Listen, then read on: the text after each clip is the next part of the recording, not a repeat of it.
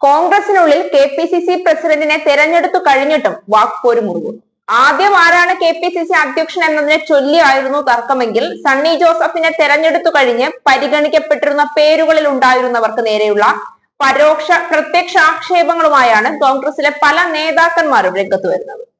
ഇതിനെതിരെ ആ നേതാക്കന്മാരുടെ പ്രതിരോധ അമ്പുകളും പൊതുജനം കേൾക്കേണ്ടി വരികയാണ്.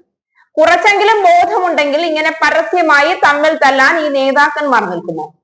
ആന്റോ ആന്റണിക്ക് പരോക്ഷ വിമർശനവുമായി K മുരളീധരൻ രംഗത്ത് വന്നു. പാവപ്പെട്ട സഹകാരികളെ വഞ്ചിച്ച പാർട്ടിയുടെ സഹകരണ സ്ഥാപനം കട്ടുമുടിച്ചതിന്റെ പേരിൽ ഒരു ആരോപണവും താൻ കേട്ടിട്ടില്ലെന്ന് മുരളീധരൻ പറയുന്നു. പൊതുജീവിതത്തിൽ 1 രൂപയുടെ പോലും അഴിമതി ആരോപണങ്ങളും നാളിതുവരെ കേൾപ്പിച്ചിട്ടില്ല. പാർട്ടി ഏൽപ്പിച്ച ഉത്തരവാദിത്വം 100% ആത്മാർത്ഥതയോടും സത്യസന്ധതയോടും ചെയ്തിട്ടുണ്ട് എന്ന് മുരളീധരൻ വ്യക്തമാക്കി. ഫേസ്ബുക്ക് പോസ്റ്റിലാണ് മുരളീധരന്റെ വിമർശനം.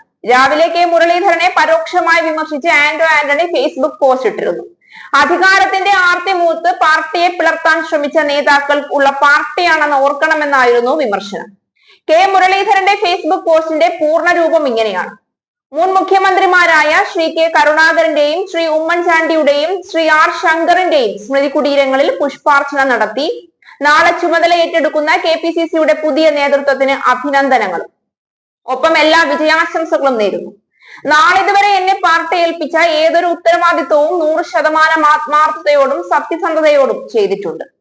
കേരളത്തിൽ ഓരോ കോൺഗ്രസ് പ്രവർത്തകന്റെയും ആത്മാഭിമാനമായ KPCC ആസ്ഥാന മന്ദിരം ഇന്ദിരാഭവൻ പടുത്തുയർത്തിയത് ഞാൻ KPCC പ്രസിഡന്റ് ആയിരിക്കുമ്പോഴാണ്.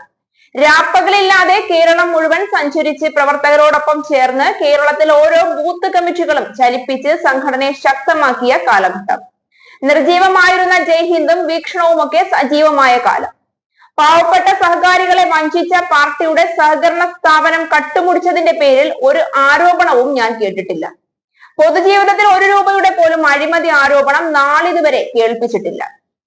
പിന്നെ വട്ടിയൂർക്കാവിലും നേമത്തും വടകരയിലും തൃശ്ശൂരിലും ഒക്കെ പോരാട്ടത്തിനിറങ്ങിയത് അധികാരത്തിന് വേണ്ടി ആയിരുന്നില്ല.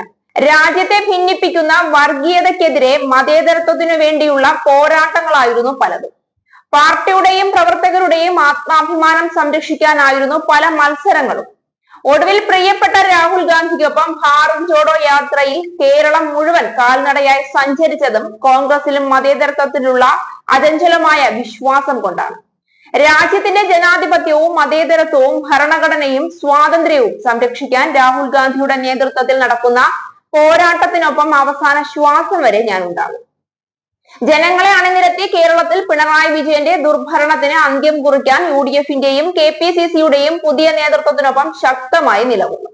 ഇത്തരത്തിൽ പരസ്പരം പോര് വിളിച്ചുകൊണ്ട് ആരൊക്കെ എന്തൊക്കെ കട്ടു എന്നും കക്കാൻ കൂട്ടുനിന്നു എന്നും വിളിച്ചു പറയുകയാണ് കോൺഗ്രസ് നേതാക്കന്മാരൊക്കെ. ഇരിക്കുന്ന കൊമ്പ് അവനവൻ തന്നെ മുറിക്കാതിരുന്നാൽ കൊള്ളാം. അധികാരം കിട്ടിയവർ സ്ഥാനമേൽക്കാൻ തയ്യാറെടുക്കുമ്പോൾ അധികാരം കിട്ടാത്തവർ പിന്നിൽ നിന്ന് സ്വന്തം പല്ലിട കുത്തുകയാണ്. ആക്ഷേപങ്ങൾ വിളിച്ചു പറയുമ്പോൾ സ്വന്തം പാർട്ടിക്ക് കൂടി നാണക്കേടാണെന്നും തന്റെ പാർട്ടിയിലുള്ളത് കള്ളന്മാരാണ് എന്നും പരസ്യമായി പ്രസ്താവിച്ച് പാർട്ടിയെ ഉൾപ്പെടെ നാണം കെടുത്തുകയാണ് ഓരോരുത്തരുമെന്ന് ഓർത്താൽ നല്ലത്. അല്ലെങ്കിൽ KPCCയും DCCയും ഒക്കെ അഴിച്ചുപണി ചെയ്യുന്നത് വെറുതെ ആകുമെന്ന കാര്യം ഉറപ്പാണ്.